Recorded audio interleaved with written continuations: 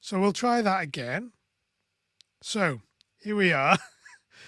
You can tell this is a new concept, which is what was very quickly exploring. So now we've got our mic unmuted. So this is a new experience we're looking at trying to share with everyone in the industry, with people who haven't necessarily experienced what coaching may be, what they can get out of it, what transformation is possible from that experience. And the whole point of this live stream is to share that with people, and also to let you relate to some of the conversations we have as part of our coaching sessions.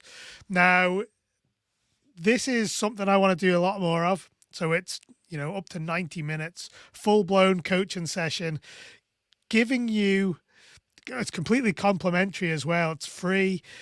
And the offer's there for you as well. So if you are interested in taking up on some of this experience of having a free 90-minute coaching session, drop me an email to the email below, andy@thecafehustle.com, with the title Free Live Coaching Session. And we can make arrangements to get you on and join in with this value that we want to bring to our community. So today, I want to welcome Andrew.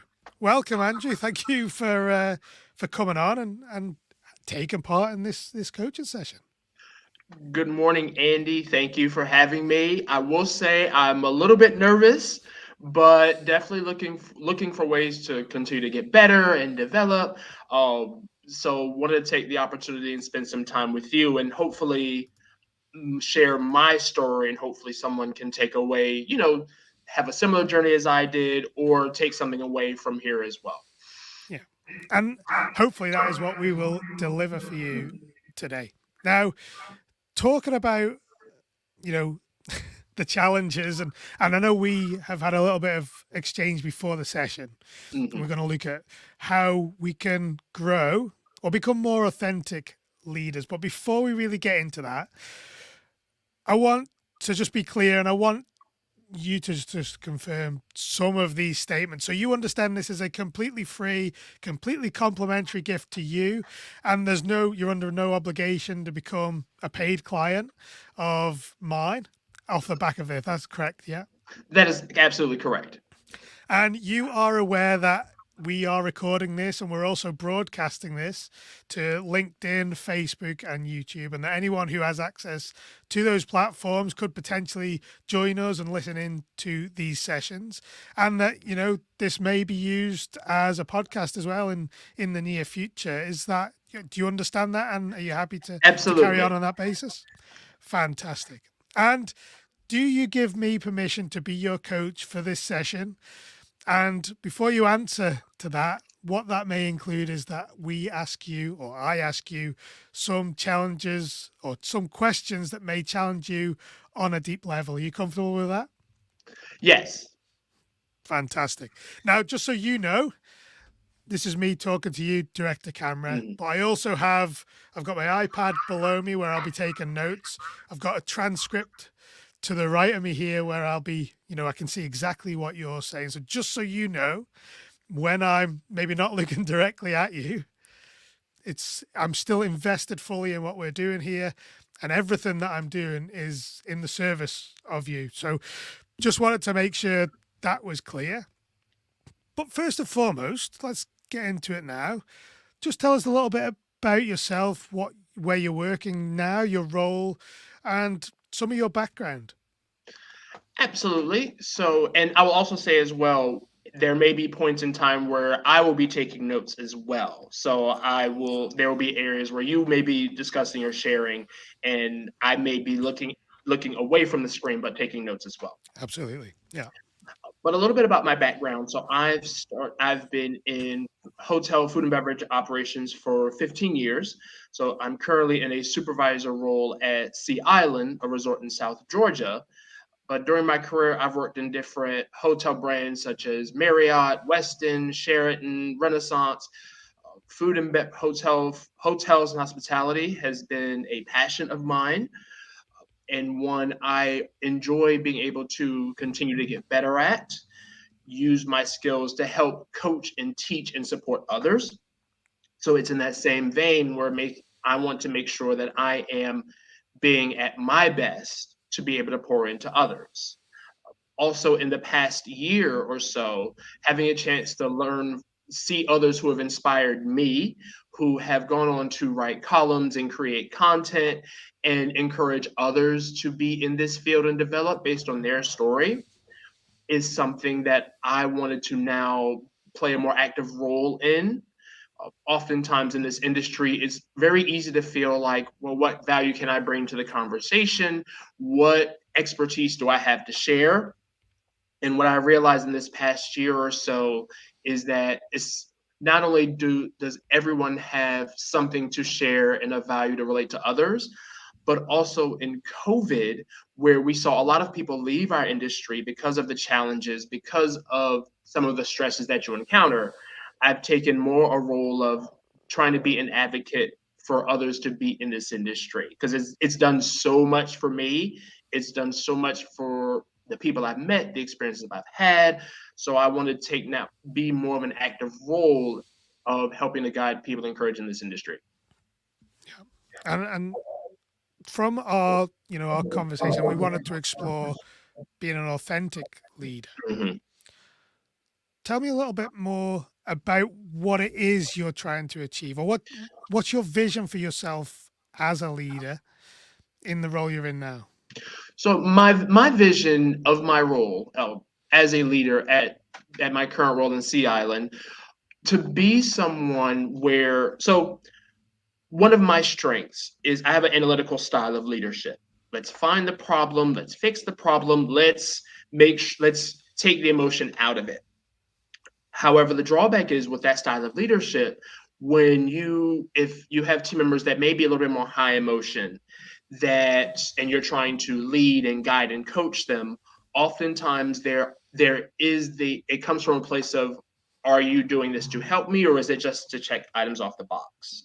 Uh, early in my career in Charlotte, I didn't realize that I wasn't developing the relationships and building that authenticity, because I had a HR manager in my first leadership interview tell me that the people I worked with did not want me to take the leadership role in the department. And the question was, how do I bring them around? Because that was something I didn't consider at the time, I didn't get the role. And since then, and I'm thankful for that, because then it brought a new perspective to what it means to be a leader and to develop your team. So instead of me being someone who was trying to prove what I could do at every point in time, how do I use my knowledge and help pour that into others? So that was actually like I said, that was one of the first LinkedIn articles I posted. And that has been kind of an ongoing theme. How do I get better? I tend to be very reserved, very, very guarded at times. So even something like this, something that is broadcasted, something that is recorded, way outside my comfort zone. But I know because it's outside my comfort zone, how this is something I need to take on in order to reach that next gear, that next level.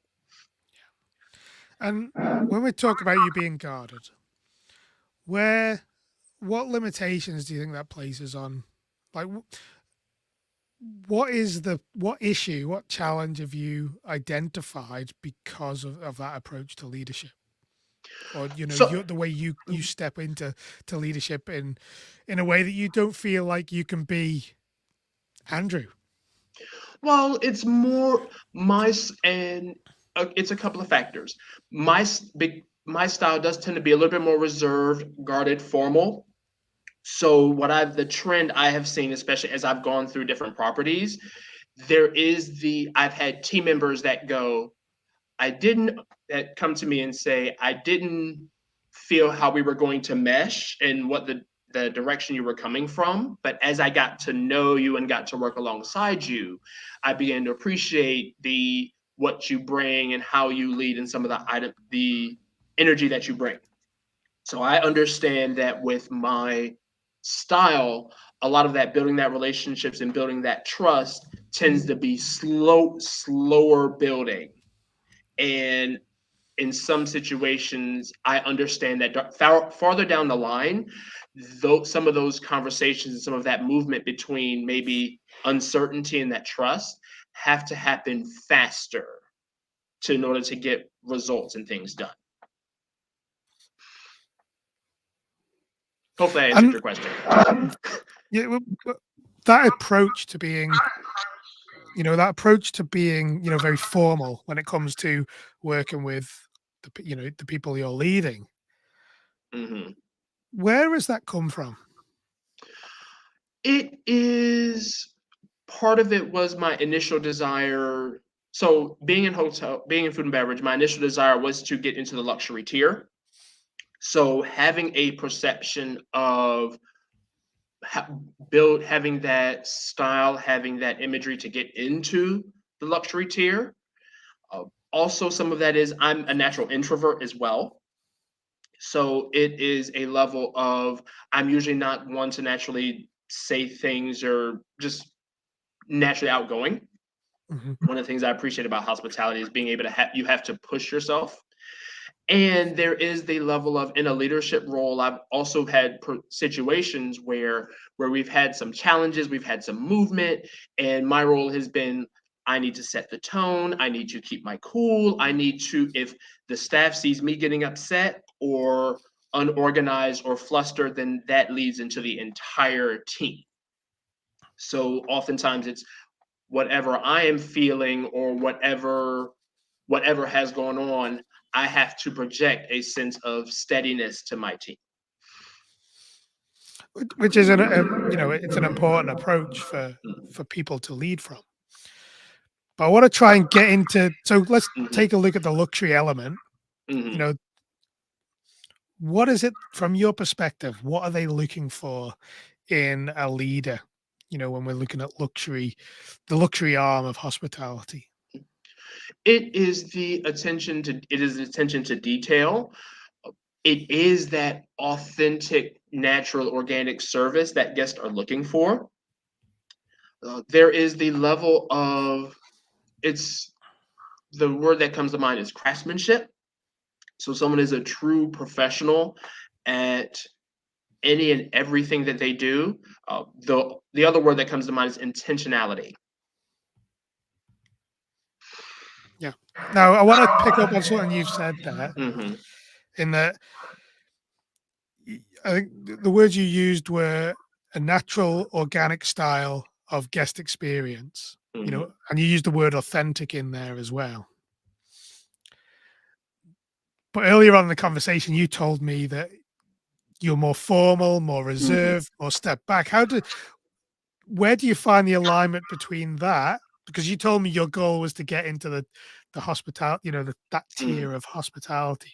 Hmm. So what was it in your mindset that has aligned, being, at arm's length from your employees or the people you're Hmm. leading to, this idea that the luxury arm are looking for a very natural and authentic type of guest experience, guest interaction, and people interaction. Is there a disjoint there? Well, it's more being. Let me make sure I have the correct. Are you? Let me make sure I'm understand. You're trying to find if there the connection between my style of being formal and then moving to the natural, organic, authentic. I think So, in the so what? So, if I understand it correctly, what you told me is that like, right now you are, a little bit more formal with the Mhm, people you lead, mhm, and the driver to that was you were looking to get into the luxury arm mm, of hospitality. When we looked in, when we dive into what the luxury arm of hospitality are looking for, you told me there was, they're wanting to be more authentic leaders, and there's just a disjoint there. And I'm just trying to understand what your thinking is, whether that's the reason for your formal approach, or whether is there something else there that maybe you need to challenge. So I'm wanting to understand where the link is between what you see as, luxury hospitality wanting, and your current approach to leading your people? I believe is the arm's length of formal. Having been trying to get my way into luxury was my perception and what I started with.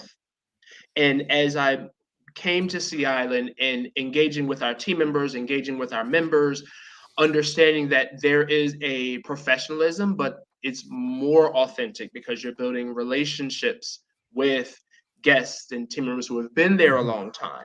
So I believe so as I go through I believe the link is what I started, like what I tried to mold myself and shape myself to be to get into the field has not exactly has when I getting into the resort is this is what it entails and what it actually helps. Okay, so what you're telling me is that your initial view was that you had to have this formal approach, but you've now come to the realization that a more authentic approach is what they're looking for. Is that Yes. understanding? That is what you've been trying to tell. Okay. Yes. My apologies for the No, roundabout. no, no, no, no. Don't ever apologize, because that's all part of this process. Mhm. So authentic leadership then, to you, what does it mean? It is authentic leadership is when the team has challenge the team knows they can lean on me as leader for support. The word that comes to mind is, and that's one I've always kind of steered away from, is the concept of vulnerable or vulnerability, where it's someone may be in a tough spot or have those moments where they're not entirely sure where the situation can go, but trusting the leader and what they've done in the past or how the interactions to be able to be vulnerable. Uh, So what's missing from your current leadership then? What areas of that are you not currently, demonstrating or being able to facilitate within your team of people? for me, it is we have a lot of younger team members. So for me, making sure that team members are getting what they need, but also being understanding that if there is an issue or an item that may come up and I'm leading a shift, making sure that they don't walk away feeling defeated. And is that you think that's currently lacking now with your engagement with them? I believe that is. Okay.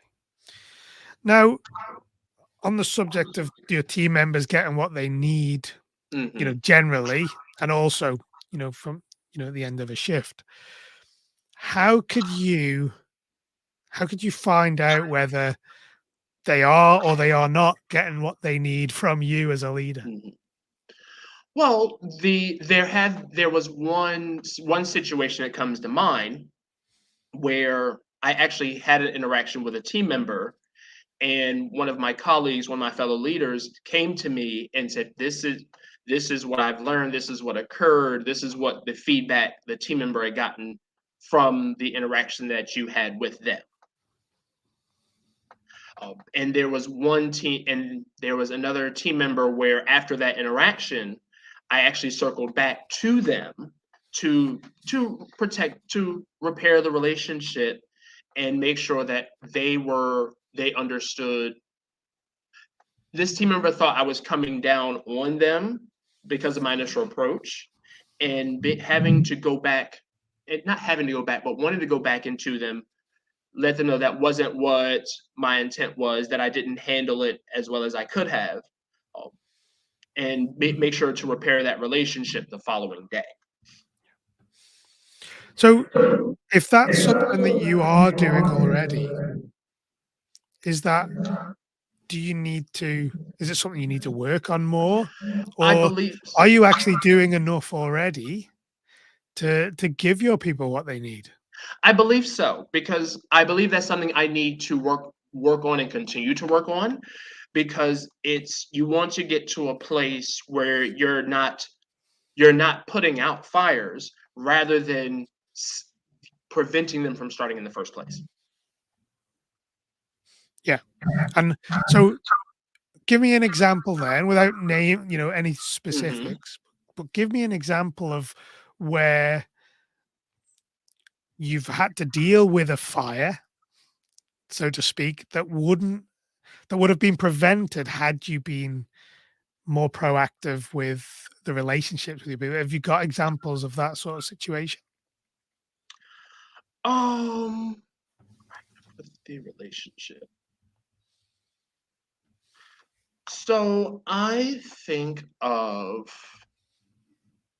well, if it's okay, I'm going to probably go back to the first one that started it, in my leadership role at the Westin, where I was in a state where I had to put, again, we lost a lot of our leadership, so I had to take on a de facto leadership role, and I was making decisions for the department, really making decisions as a department, not really including my team, just trying to push and drive and negotiate.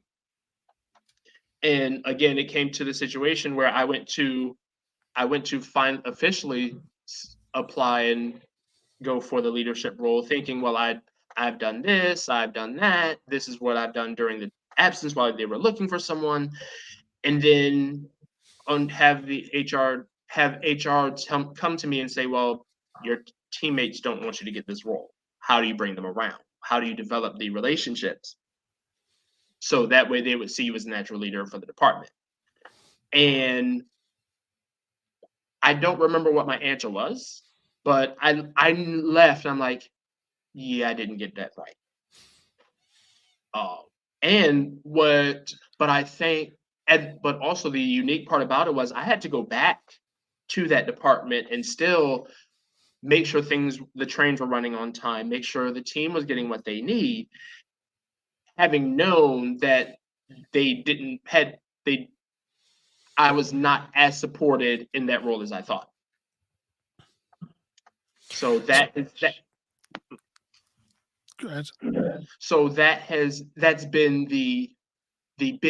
that's been the most notable driver. And also along the way, you never really know especially in our industry, you never really know oftentimes what fires you could have put out to get you in a different direction. So I approached this. So that's what my goal has been. How can I continue to get better? How can I continue to get better and refine my skills? Because you just never know. Very quickly on that question that HR asked you, or how would you answer it today? Well, what I asked, how I would answer it. Well, if I were to answer today, actually, I'll use the answer I did when I re-interviewed for the next time around. I told the leaders interestingly enough, I was like, I didn't know.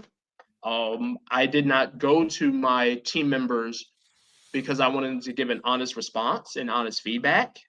And if they didn't feel that I was ready at this point in time to take on that leadership role, then I'd have more work to do.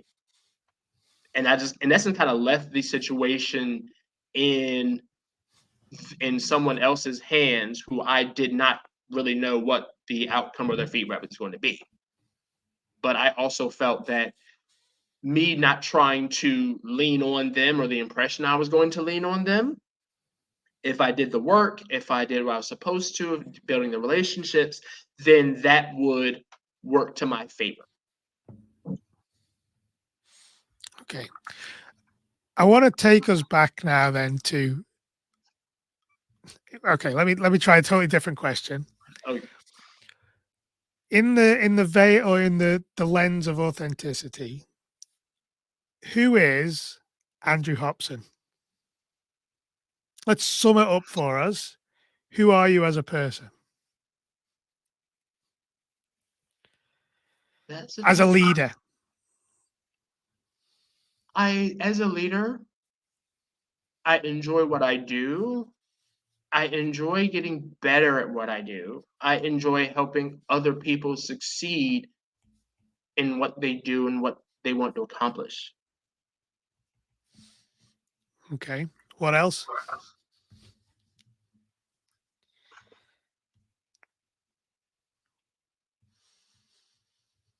That is a tough question. It's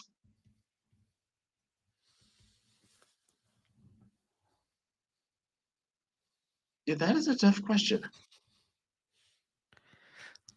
Let me add another thing in here. So, what purpose do you serve for your people as a leader? Maybe not from the point of view of, what you're able to achieve at the minute, but what do you aspire to provide for your people as their leader or manager?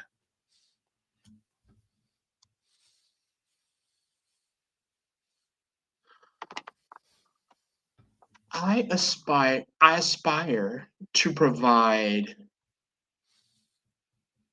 opportunities,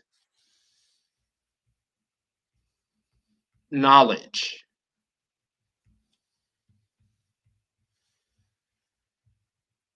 a sense of encouragement as I'm still going through my journey, uh, a good role model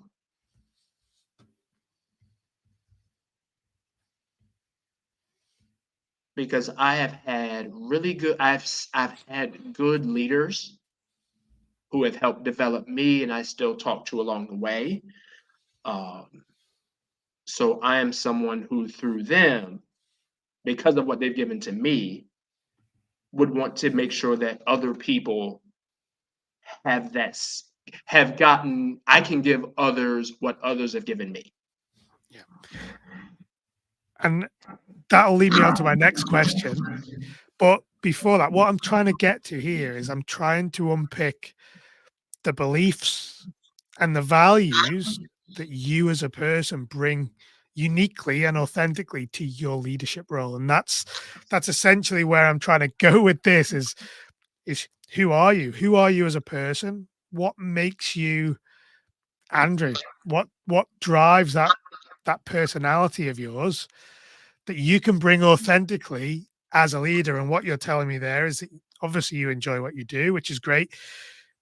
You like getting better. You like other people or helping other people getting better through knowledge and presenting them with opportunities, which are all great leadership qualities from my perspective. Let's take a quick look at what you believe or what you feel to be a great leader. So, as you've mentioned, the people that have had an impact on your life, what did they what did they give to you? What value did they provide for you as an employee of theirs that you really valued? So one of my first leaders, the value of that mentorship, that coaching, uh, someone who who taught really brought me under his wing. I always say he saw something in me that I didn't see in myself. Another leader who he really helped. He said, in essence, he said, "You have talent. Let's help you get better. Let's push. Let's continue to develop your skills." I think of another leader where not only was he talented and knowledgeable in the business, but his sense of character and integrity was extremely strong. So someone you knew when he spoke or what he did, it was not only right for the business and right for the team. And when something wasn't going to be that way or didn't appear to be that way, he spoke out.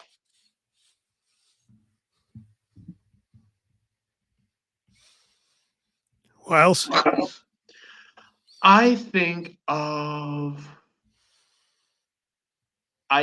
a leader where, again, she's extremely passionate, extremely driven, extremely knowledgeable, but she also sees there she sees the good, she sees and looks for the goodness in people, where oftentimes I can be a little bit of a skeptic, but she oftentimes will look for the goodness in people and in the team. Now, you mentioned there that you are occasionally skeptical. Mhm. What else in that picture you've just painted of, the things that you value in a previous leader? What things in there are you not currently delivering on yourself as a leader? I think in I think the main one is, believe the main one is making, again, just kind of believing, make not being as skeptical. The leader I speak of,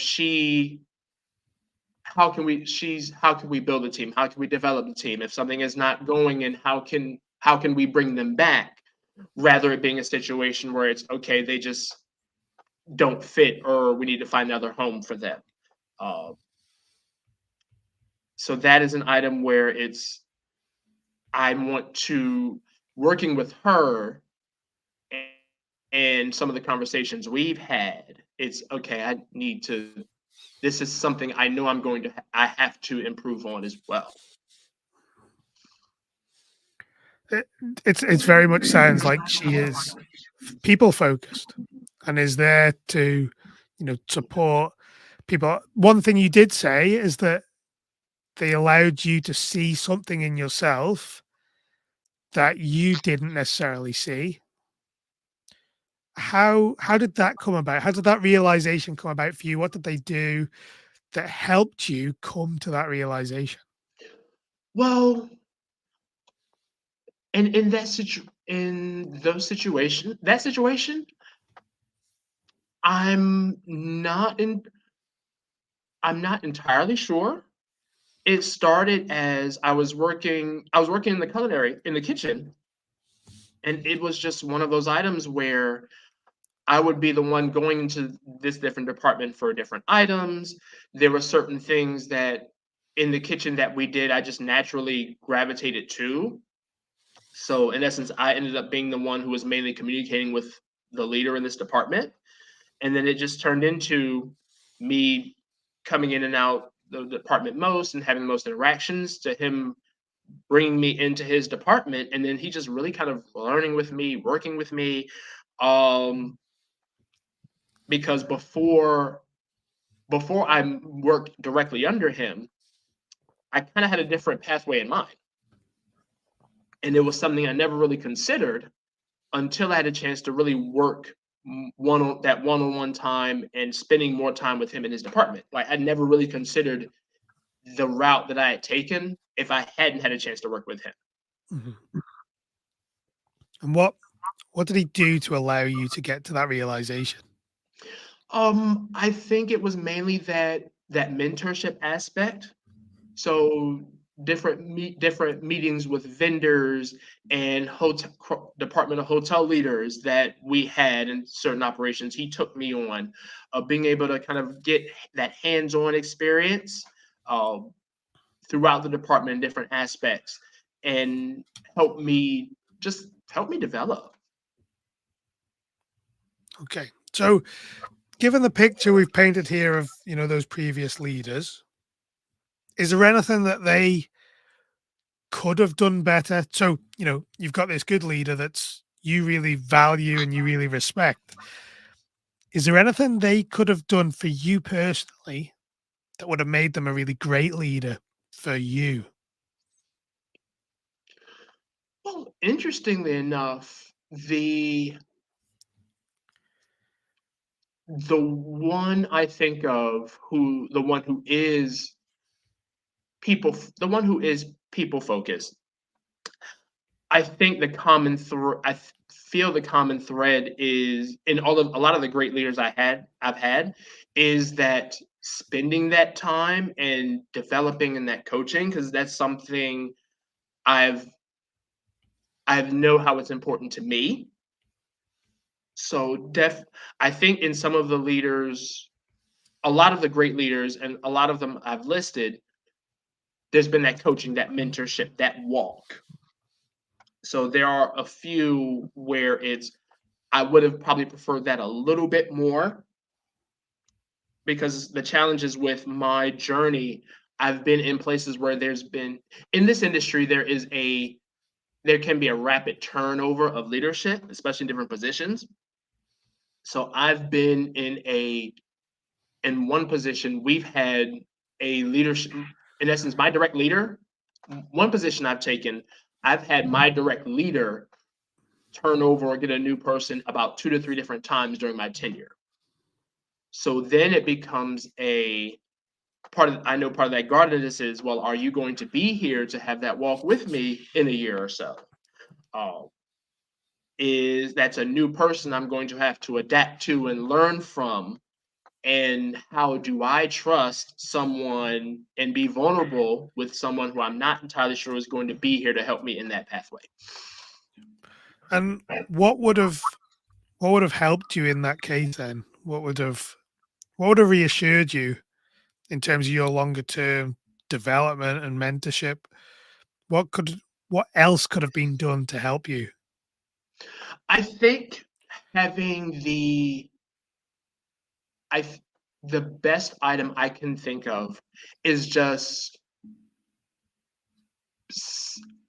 in those situations, you may not feel like someone is aware that this is what you're in essence going through, or these are certain items that have taken place beforehand. So oftentimes that understanding of something simple as, hey, you either I know or understand you may have gone through these challenges. Let's kind of work actively through this, so that way if it becomes less of a burden.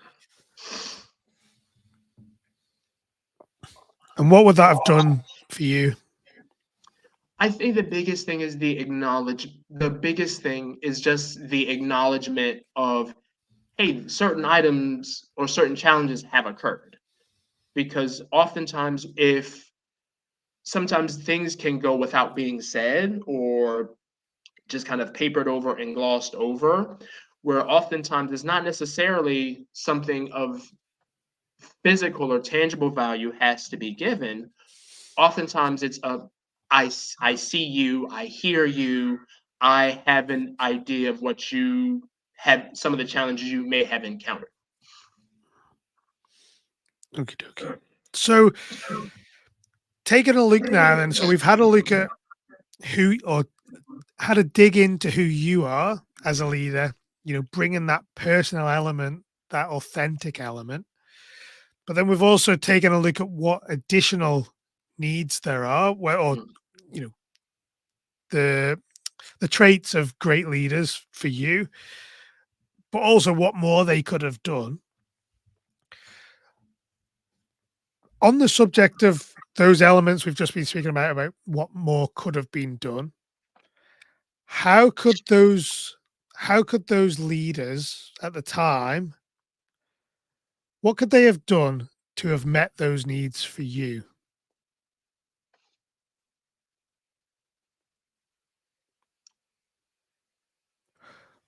And and that is and at that question, interestingly enough, I don't know if I have an answer. Okay, Part of let me rephrase it then. How could they have known what your needs are?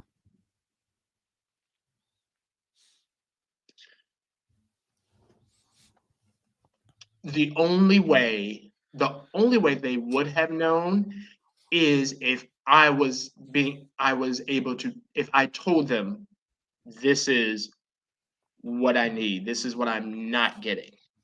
Mhm. I do feel though that looking back, part of me wonders if the in a lot of these leaders and items I've had a privilege to work with, I will say at the time I probably didn't know what I needed.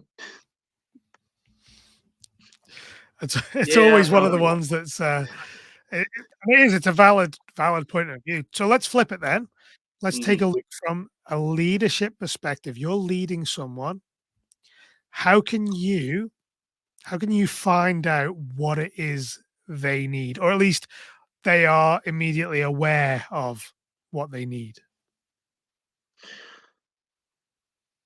The short term, the well, not short term. The simplest one is to ask, what am I doing that the first question is coming to me, what am I doing that you like to see that you want to continue? What am I doing that you'd like to see go away immediately? But that's the simplest one. Yeah. Now, taking your thread there of what you were talking about having, or that you as a person may not have immediately known what you needed, how could you then have explored that more with that individual at the time? What approach could you have taken that would have given you more information?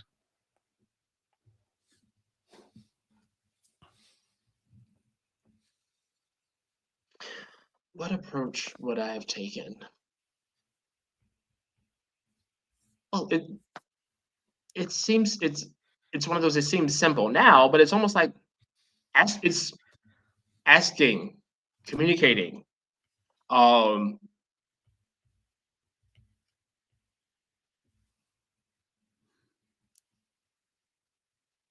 it's I feel like I'm looking for something more when that's really what it should have been to begin with. What am I doing now? What am I our interaction, Mhm. what am I doing as part of this conversation? You are you're of course there are questions that you're asking, but you're also giving me the space to think and sift and give myself a lot of my thoughts and feelings to surface, um, to give myself a chance to work through it and hopefully not overthink it. Have I given you any answer throughout this conversation? Have I given you any direction directly? No. No. But what I have done is I've asked you questions from different angles and tried to get you to think differently about, Mhm. your perspective.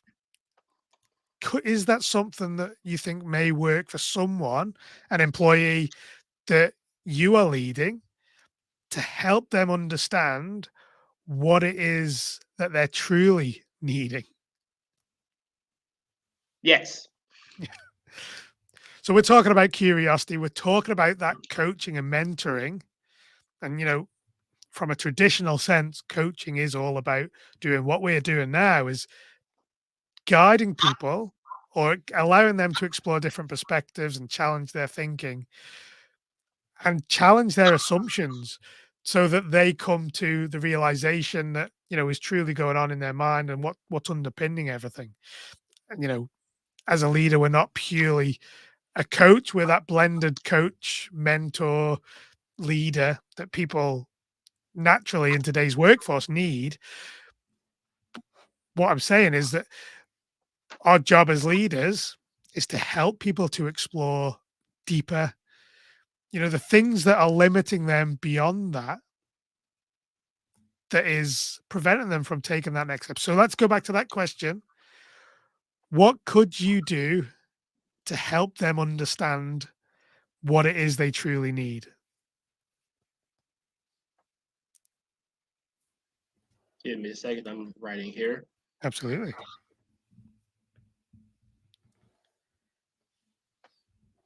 Don't understand.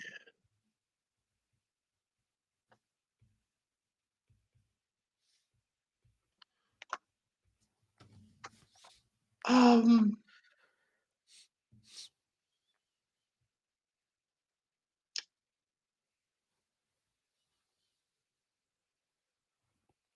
I the next item that comes to mind is allowing, in certain situations, allowing them the space to either practice their skills, make mistakes, um, and share what they've learned after that. And I think as a leader, oftentimes giving them the space to make those mistakes can be on the stressful side. Yeah, But absolutely. that is because, especially if it's a mistake, could be an unhappy guest or something that's not done efficiently, and almost to protect trying to protect the team from that happening, because that can, depending on how it works out, that can be kind of a tough situation, especially if someone doesn't have kind of the experience for that. And it certainly gives it's an avenue that gives them more perspective on themselves and that self-reflection and what they may be missing from their repertoire of skills that is needed in the role that they're doing. So that's another way that you can open up their perspective. But I think we've really touched on basically coaching them through their thoughts, their experiences, and you using your knowledge and your perspective to help them refine and get clarity on what their needs are in a role. Our job as a leader, certainly in the current climate for hospitality, is to fulfill the needs of our people in a way that keeps them working for us and not going looking elsewhere to have those needs fulfilled. So having those conversations is really important from the point of view of developing relationships, developing that connection that you need with someone to be part of that solution to fulfill those needs. So when we start looking at what authentic leadership is, and you mentioned earlier you wanted to help people get better, you wanted to grow yourself, which is it's always a great position to be in as a leader because there's a lot of people out there who don't have that don't have that mindset. But that fulfills, for me, that's part of what authentic leadership is to you, and that's what I'm seeing from our conversation. Is that something that rings true? Yes. And so right now in your leadership, what are you uncomfortable with from the perspective of feeling like you aren't authentic? And what else is there within that scope that you feel you aren't living up to your authentic leadership self? Um,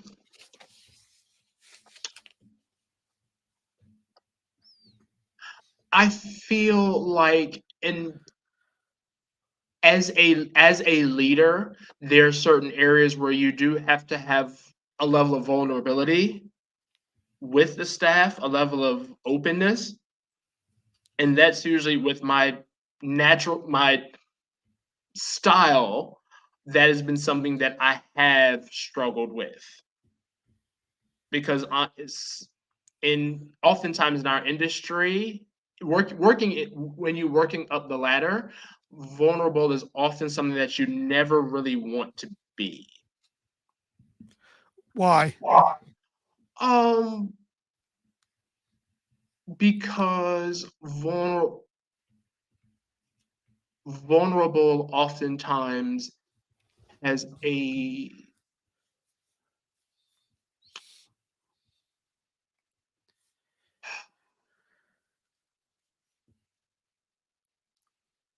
it does carry being vulnerable oftentimes is it carries sometimes often a negative connotation when you're doing your day to day, when you're when in sometimes a lot of the interactions that you have. So what to you then, what is vulnerability? What do you mean when you talk about vulnerability? Oh,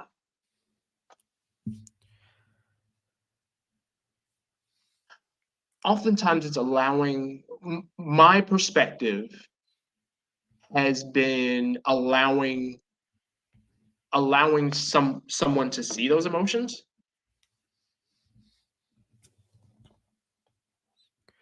Let me ask you a question. The leaders that we were talking about before that have had that big impact on you, were they perfect?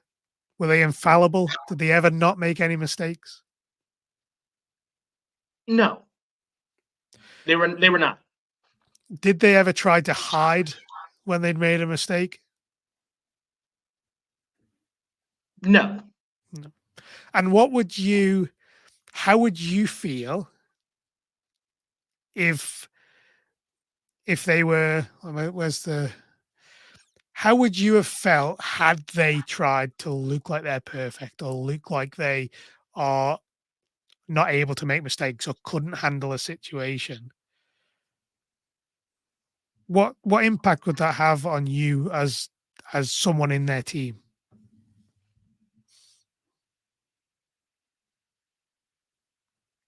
It would have made a huge difference in my approach, in the perception, what I've seen and learned from them during my time with them. Did you ever feel did you feel more comfortable back then working with someone who didn't try to hide their their shortcomings or the mistakes they made or their vulnerabilities? Did you feel like you had to be perfect whilst you were working with those people?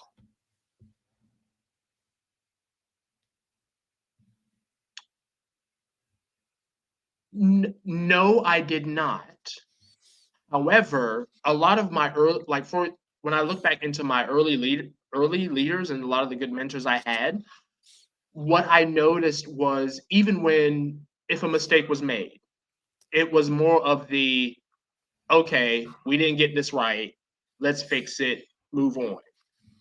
So ironically, I felt like I was fortunate enough that when things did happen or didn't go as planned, there was a lot of, okay, we tried this, it didn't work. Uh, they were open. They were open and straightforward with, okay, we tried this didn't work, this didn't turn out how we expected, or what, didn't handle this, could have done this a little bit better. And then it was that find the problem, that fix the problem, and let's move on. So taking that into account then, you leading your people, why why is it a problem now in your current situation for you to be more vulnerable? Why do you feel it's an issue? Sorry, let me rephrase that. What will happen if you are more vulnerable with your people? Uh, I think the item I have struggled with is I have no idea what will happen. Okay, let's jump back to your previous lead, the people that you were working with previously. Did you think any less of them, or did you think of them as incompetent or anything negative because they shared that vulnerability, or the fact that they showed that vulnerability? Did you think less of them for it, or did you think more of them for it? I did not think any less of them at all. Ever? Nope. No. So let's take that example then into your current role. The first question is, what is it you think is the negative side of you being more vulnerable in your current workplace? Um,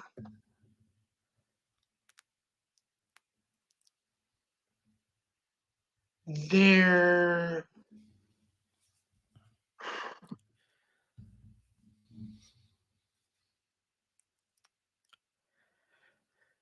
there's always there is the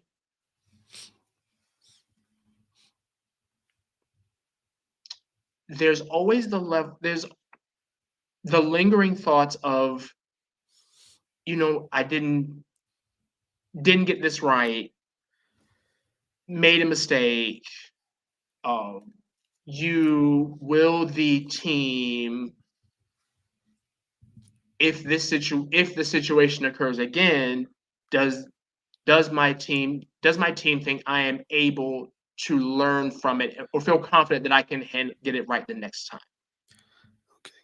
And is there anything you've got, any examples or any experiences you've had which makes you believe that that is the case? Have you had examples like that with people you've worked with in the past? Looking,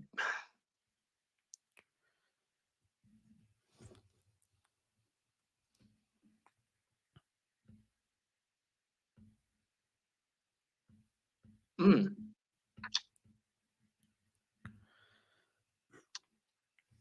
interesting. Looking back, I don't know offhand.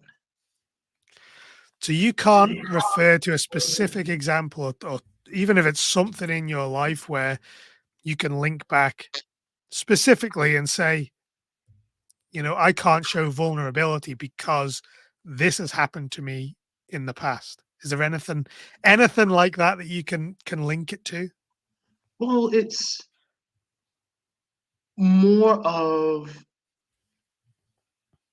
in my current role, in a dynamic where we have team members who have been there for 5, 10, 15 odd years. um there's always the concern, because always the concern what's mine's professor about, excuse me, always the just there's the underlying concern of, they can I be do they feel confident in me to be able to do the role and support them when they need it. Did the leaders that were leading you, did they give you that impression? Despite being vulnerable and showing that they aren't perfect? They did. So what part of the vulnerability element in their case was connected to their competency in doing the job? You've just told me that you didn't think any less of them from their competence as a result of their vulnerabilities. Or sorry, that's what you said, is that that's Mhm. connected, but you and yourself didn't see that with the people that you who were leading you.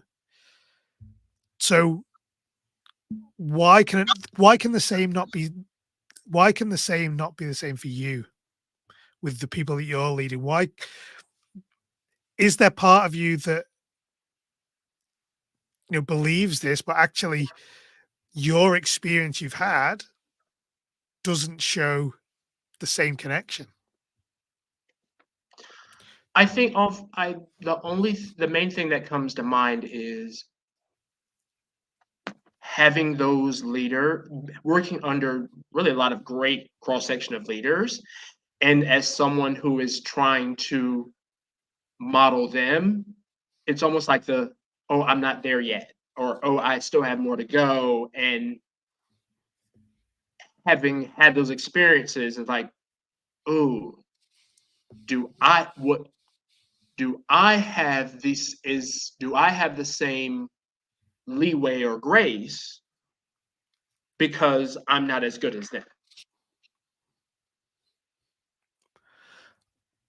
Are you competent in your role right now? Do you feel like yourself? Do you feel that you're able to do the job you're doing now? I do. Some Okay. days are better. Some days feel better than others, but Yeah, amen I to do. that one. Absolutely. I can attest to that. So, but what I'm trying to get here is, are you and yourself feel like you are competent? You can do the job. Mhm.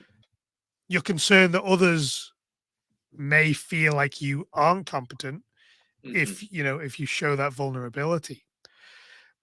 We've explored the fact that leaders that have led you in the past were able to be vulnerable without you, or without that diminishing their competence diminishing in your eyes. What approach did they take? And we've covered this already. If you think back, what approach did they take to their mistakes that filled you with more confidence as a person that was within their teams? How they reacted to it? Do you remember what we were talking about 10 minutes ago? Yeah, so it was the we it here's the mistake, here's how we fixed it, here's how we keep it from happening again. And in essence, what did we learn from it? Like what did we learn from it? So could you apply that approach to allow you to be more vulnerable, but also showing your team that you are competent in dealing with those mistakes? Yes, yes, I could. And do you think with your team, do you think that would work? Would that be something that you could apply and would work with the people, when we think in context of the people you're working with, do you think that would work for those? Or is there additional needs from their point of view that you need to tick off? I think it would, and what that would also do, as I think on that, it opens the door for it would open the door or allow them, hey, this is a good step or this is a good start. This is something else that we would be able to work on. This is what they would need from me. Mhm. What would it take for you to embrace a more vulnerable approach, a more authentic approach to leading your people? What would Oh, you need to take that step?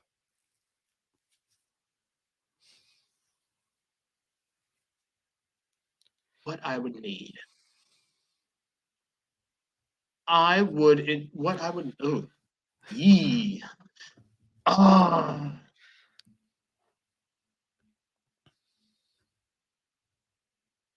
you.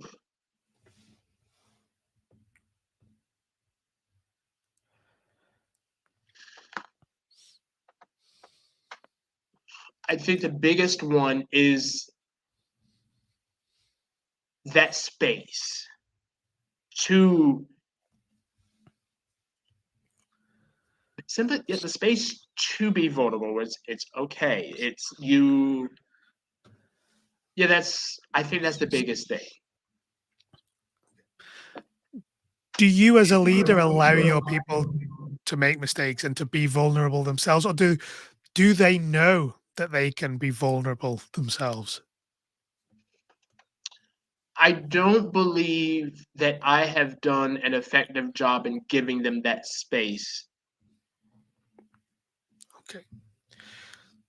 So what could you do then to manage that expectation, to allow them to feel more comfortable doing their job, potentially making mistakes?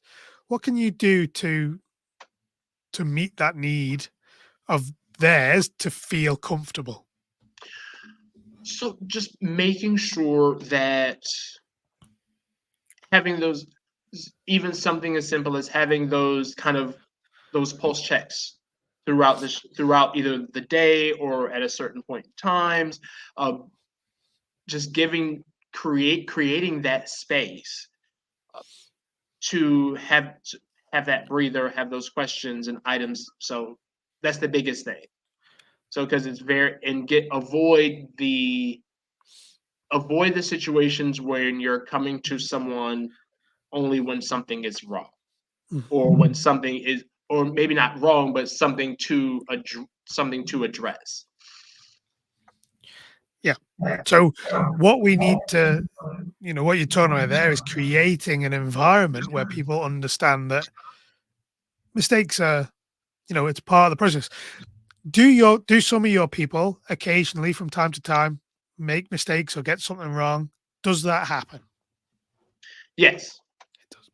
We've spoken already that your leaders that you admire made mistakes, got things wrong, addressed the issue in a different way. So we know that we've got people above you previously made mistakes and embraced it. We know that people below you make mistakes. Whether they embrace it or not is, I don't know that. But let's turn to you. Do you, from time to time, occasionally, infrequently, make mistakes or get something wrong? Yes. So, given that the situation that we acknowledge that people above you, yourself, and people below you, we all make mistakes.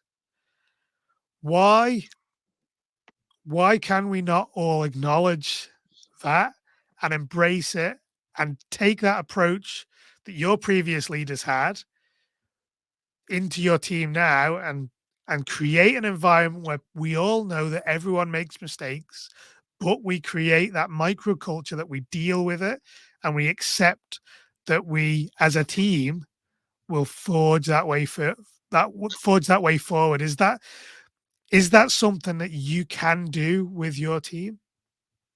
Yes, I can. Do you think that would work for your team, I more I, importantly? I believe it will. Okay, so that being said then, how do you get to that point? What action do you need to take tomorrow, next week, whenever it is? What action do you need to take that will allow you to move you and your team closer to that microculture of understanding that we all make mistakes, but we as a team work to correct them or at least make them right in as best way we can? What is the steps that you need to take to get to that point? Let's see.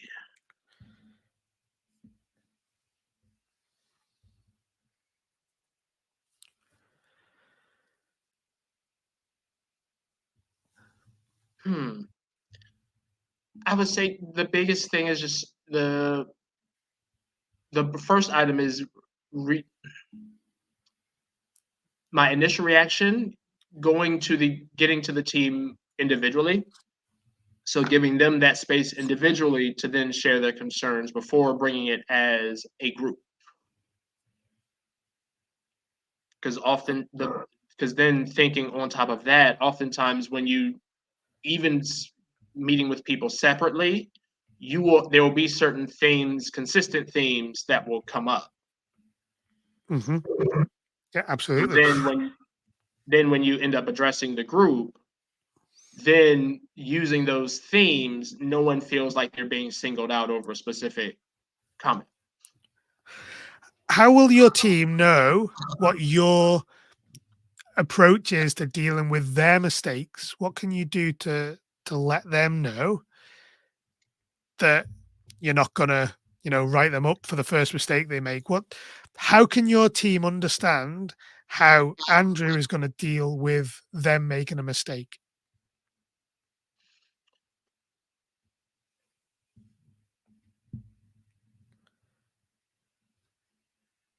Um, a lot of that comes with the communication on my end. It's sharing with them items that I'm looking for, uh, questions that I might ask to help them understand their perspective.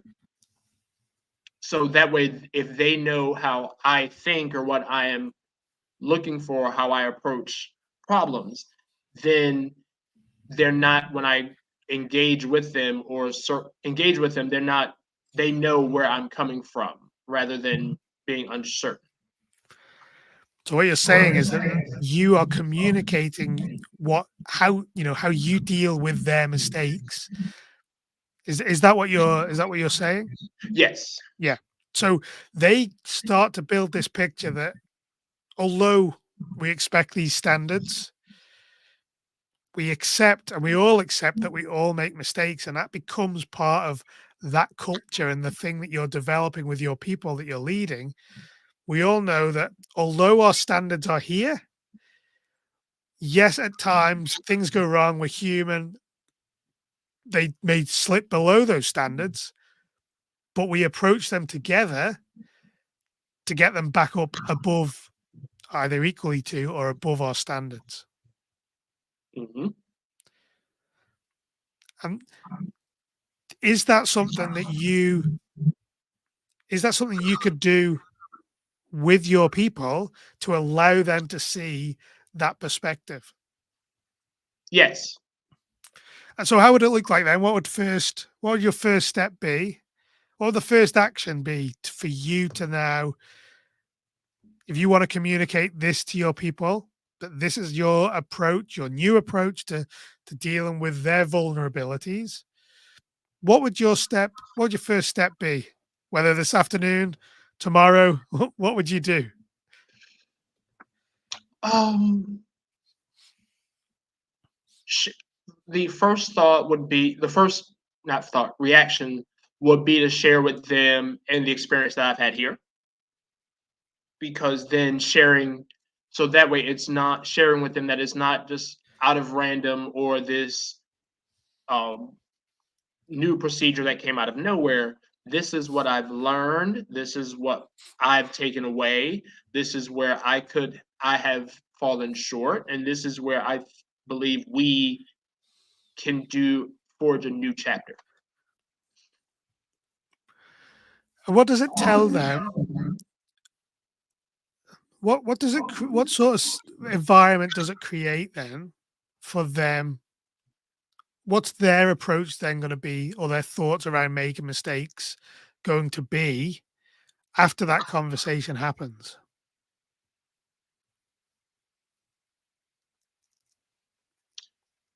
Um, I would hope the approach would be things happen, but how can we learn from it and use it to get better? Do you think it will take the pressure off them and creating a slightly more relaxed environment for them to do their work in?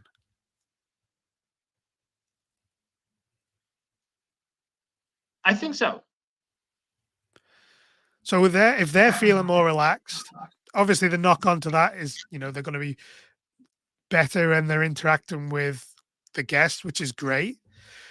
But if they're in that frame of mind that, we embrace these mistakes, that the culture is that we deal with them and move forward, what sort of foundation then does that create for you leading your people with vulnerability and authenticity? Um, what I would what I would like that to lead to is getting to a point where it's, yes, things do happen and mistakes are made, but once how can we learn, move on, and also how can we be proactive in keeping that from happening rather than worried about the next one that will happen. Let me take it back a step. What so what we spoke about before about Mhm. the negative connotations that come along with being vulnerable and the context that you're in now, and then from that point we've extended to your team and manage their expectations about how you deal with mistakes for them, the mistakes that they make. There's a connection there between your position now of not wanting to appear to be, someone who makes mistakes. We've connected it to the idea that could it be coming from the fact that your people feel like they can't make mistakes, therefore you feel like you can't make mistakes. So if you as a team are creating this environment where mistakes are part of the process, do you think that will allow you to embrace your vulnerability and be more authentic in front of your people?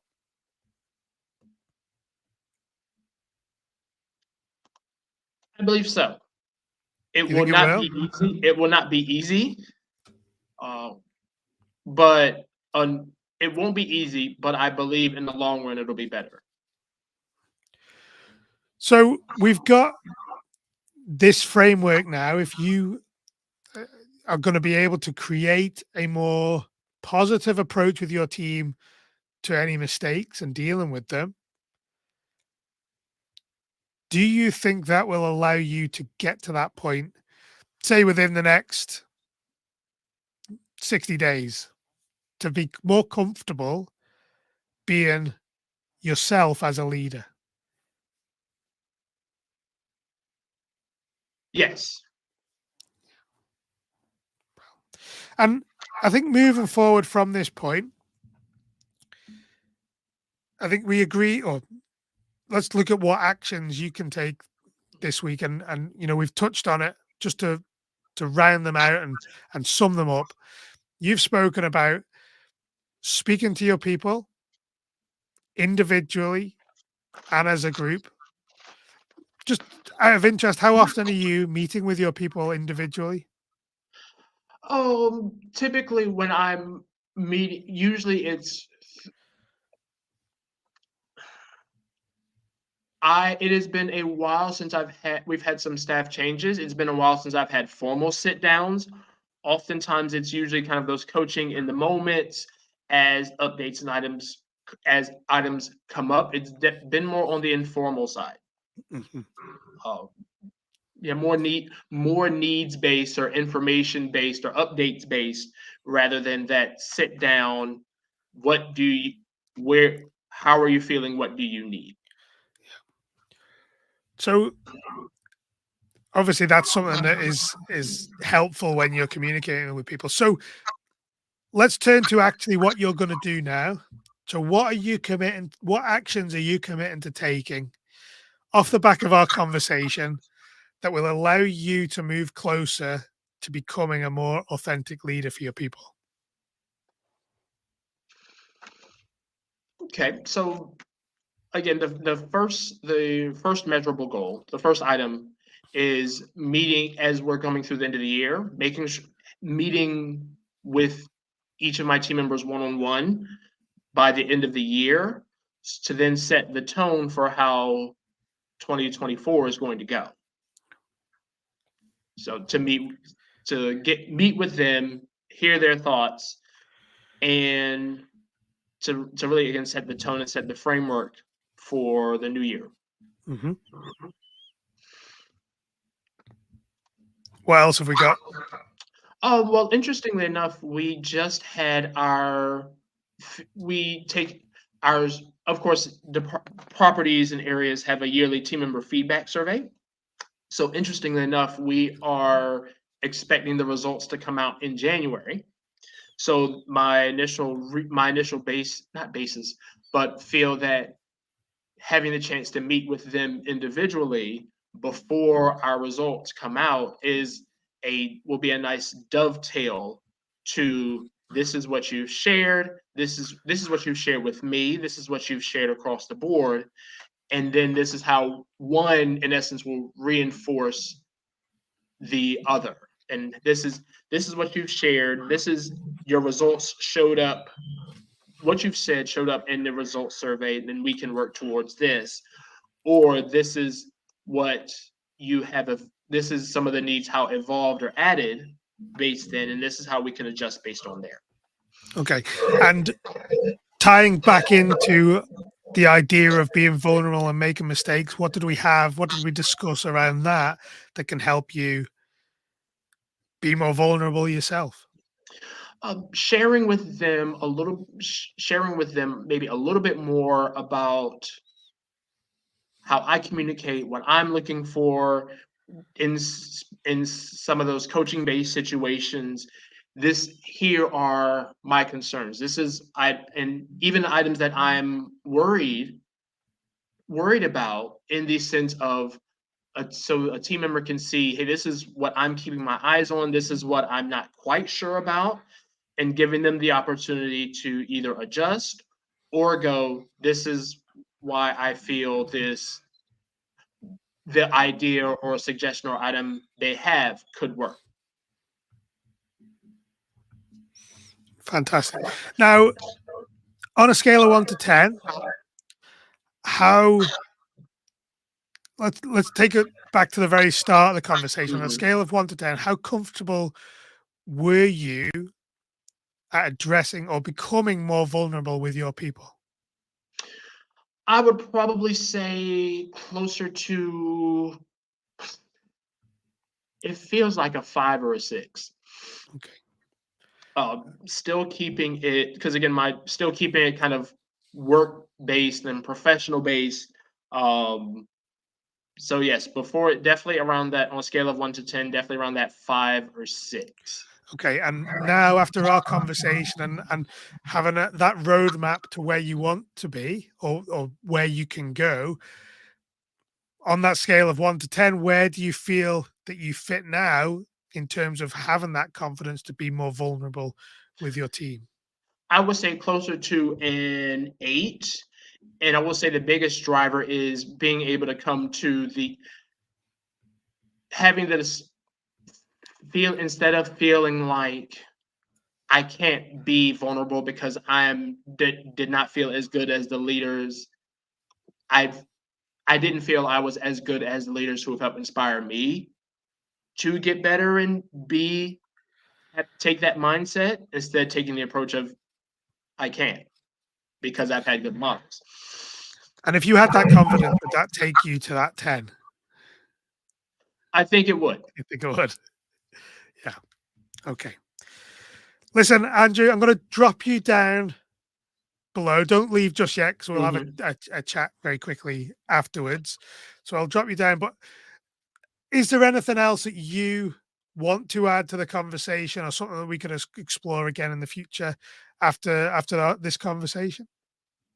There might be a couple items. I really did enjoy this. This was enlightening and uncomfortable. Um, Often a mix going back and forth between the two, but I really, really enjoyed it. And I hope that I was able to give someone else that space or help someone else with this as well. Yeah, fantastic. Well, yeah, if you hang on, I'll drop you down, and yeah, we'll have a chat in a second. But I want to again, now we've come to the end of this conversation, and like I say, this is all about giving back value to our community of leaders within hospitality. And again, I want to extend that opportunity for you to join me on one of these calls, a free, like I say, there's no obligation. And certainly if you've got to this point in the conversation, I'd imagine you've got some benefit from the conversation. So why not come on, join us, take advantage of this a free session. We can deal with anything in your personal life, your professional life, even something spiritually. We can always deal with that element as well. But this is all about helping you to take that next step forward. And again, the email address is there, andy@thecafehustle.com. Drop me an email. Let me know you're interested in one of these or one of these coaching sessions. Absolutely free, no obligation. Must stress that it's absolutely no obligation for you to become a paid client. But yeah, until next time, and like I say, keep an eye out on when these sessions happen. We're going to be doing them more and more often, sharing that knowledge with you as part of our leadership community. And yeah, any feedback as well is welcome. But thank you so much for joining us today. And I look forward to welcoming you on our next stream.